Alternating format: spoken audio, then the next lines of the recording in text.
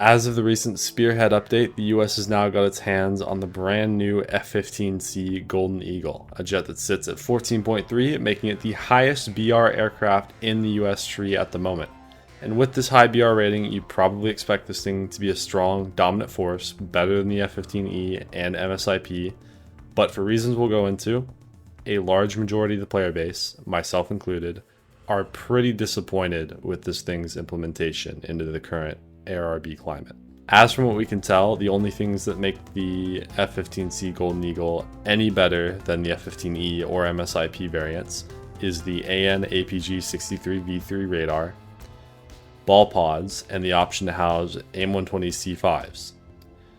The APG-63V3 uses a much more advanced ASA build rather than a mechanical radar dish, which as of yesterday has been updated to actually account for the increased FOV that comes with using an ASA radar, which before that it was pretty much the same as a mechanical radar but with a slightly faster scan speed. So I'm glad they did update that, but it doesn't really make up for the rest of this jet's issues in my opinion.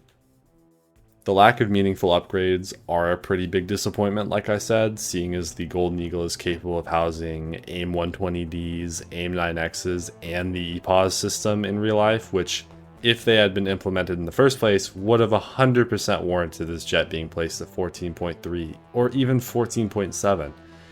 But at the moment, I can completely see why people are mad over this thing, the way that it was added. And trust me, I am completely mad too. I can't tell you how awful it was grinding this thing out.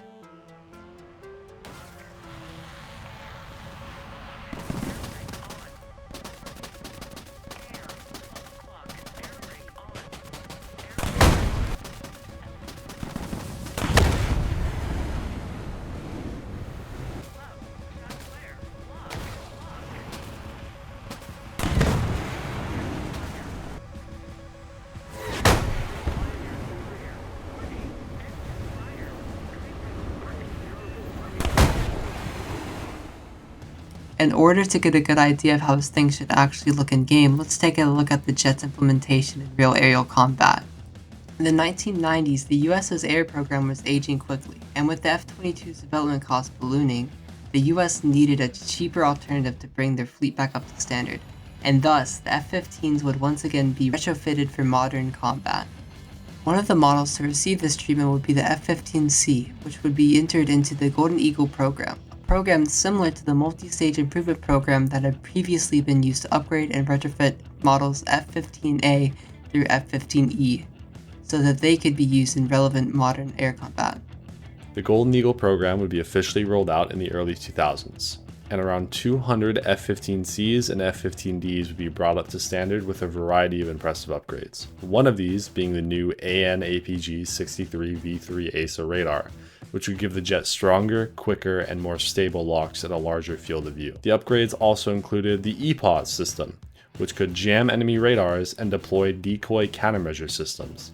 And lastly, along with computer, RWR, and electronic warfare upgrades and implementations, the Golden Eagles would also be fitted with AIM-120Vs and AIM-9Xs, which are some of the most advanced air-to-air missiles in the US's arsenal as of today.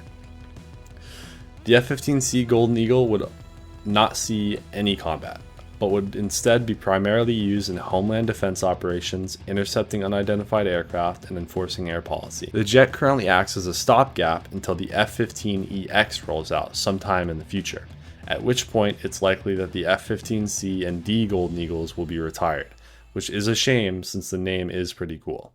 Overall, this upgrade program would be enough to once again push the F-15 platform into the front of air combat, and if time were to come, this jet would easily hold its ground against airborne adversaries.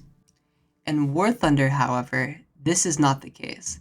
It lacks several components that would make it viable at the BR it's been placed at, and because of that, many players have been saying that it's dead on arrival.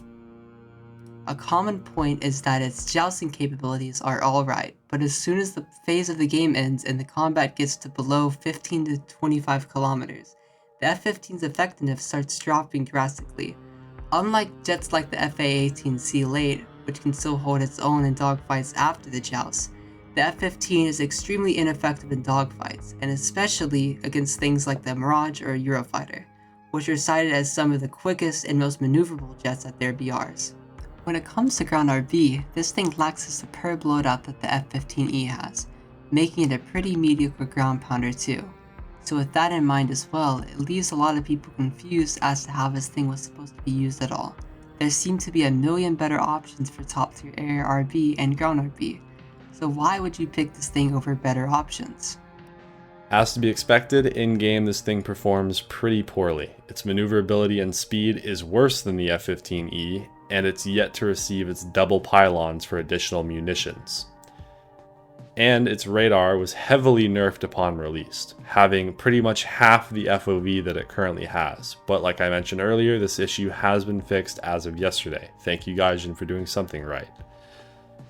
The missiles it receives are alright, and with the C5s you have a little bit more consistency during the joust, but people seem to forget that they're more of a side grade than an actual upgrade to the AIM-120A or B, so the trade-off for that range and reliability during the joust is that it has a poorer acceleration and turn rate, meaning after the joust, just like the F15C, the C5 becomes very lacking. On that note, in my honest opinion, I don't think it's really that fair for the F15C Golden Eagle to be stuck with the same crappy close-range utilities and maneuverability as the rest of the F15s, but at a higher BR for whatever reason. For this thing to be at the BR that it's currently at, I think it should have easily been fitted with AIM-9Xs, or something that would have given it at least an actual fighting chance, since this thing's survivability is in the toilet right now. You can obviously score kills here and there if you manage to keep your distance from the enemy, but as soon as you start getting roped into the furball or into an engagement at all, you're likely going to get outturned, out-accelerated, and outgunned at every turn, which really is a shame, seeing as the real-life counterpart has weapons and maneuverability that would definitely allow it to be able to do alright in some of these situations. But unfortunately, Gaijin seems to be quite disconnected with the meta at the moment, as seen by the numerous US vehicles recently added that are pretty much useless at their BR, or the poor handling of compression issues, which both account for why the US seems to be a little lacking at top tier at the moment. On that note, for Gaijin to withhold the 12 AMRAMs that this jet should have, I believe is a very good piece of evidence to suggest that Gaijin is utterly disconnected with the meta at the moment.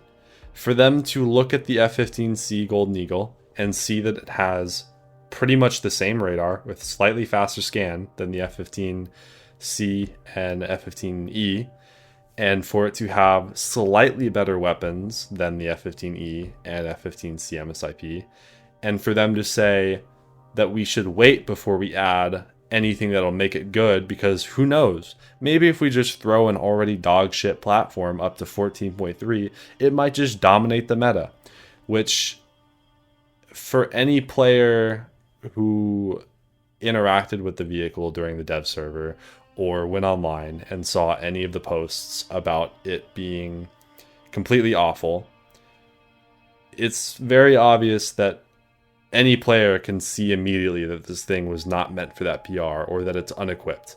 So it's very clear to me that Gaijin doesn't know what they're doing when it comes to this kind of thing. For those of you actually interested in playing this thing, like myself, regardless of how abysmally dogshit it is, I'd recommend just employing the same tactics you do for the F-15E and the F-15C MSIP, since nothing's changed.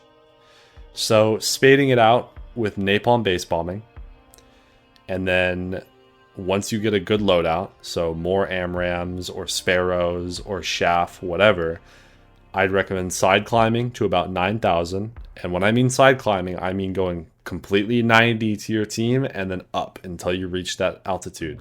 Otherwise, you are going to get targeted. Once you reach that altitude, you begin turning in, and then you can get the most value out of your missiles because you've reached that altitude. Its ASA radar makes it a little easier to get accurate Fox 3s off, and being an F-15, it can reach decent speed, albeit after you've traveled halfway through the map. So you should get some decent value with your missiles if you can manage to reach high enough speeds.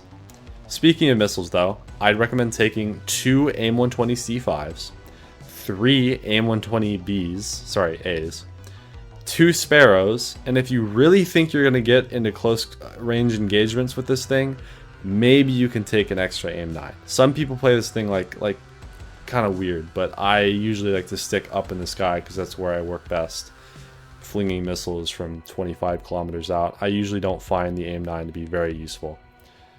This loadout will give you the best variety for pretty much all situations. And if you don't joust at all, you can go ahead and just take off the C5s and trade them for Sparrows or 120As. So my reasoning behind this loadout is that the C5s go further, but they just don't turn as hard or accelerate as hard, so they are better for the joust. The 120Bs are better for medium range, and the Sidewinders are alright for close range. After the joust, I'd recommend trying to circle around and pick off high altitude targets and then move down towards the ones that are on the ground. Try to keep your speed as high as possible because losing speed in this thing is pretty much a death sentence, especially at this BR, and then go cold or notch whatever gets fired at you and avoid dogfights at all costs. Overall, the F15C Golden Eagle is an extremely underpowered jet for its BR. If you're looking for a top tier F15 variant, F15E or F15C MSIP are definitely better options. Our hope is that Gaijin goes through with implementing the additional pylon along with fixing some of the more blurring issues, such as maneuverability issues and lack of decent close-range armaments other than the Sparrow. If Gaijin goes through with any notable changes, we'll be releasing a update video covering it in depth. But until then, I wouldn't really bother with this jet at all. It was awful grinding it out and we do not recommend it in the slightest. It's usable at best, but completely pales in comparison to jets like the Rafale. We hope you enjoyed watching, and as always, Happy hunting.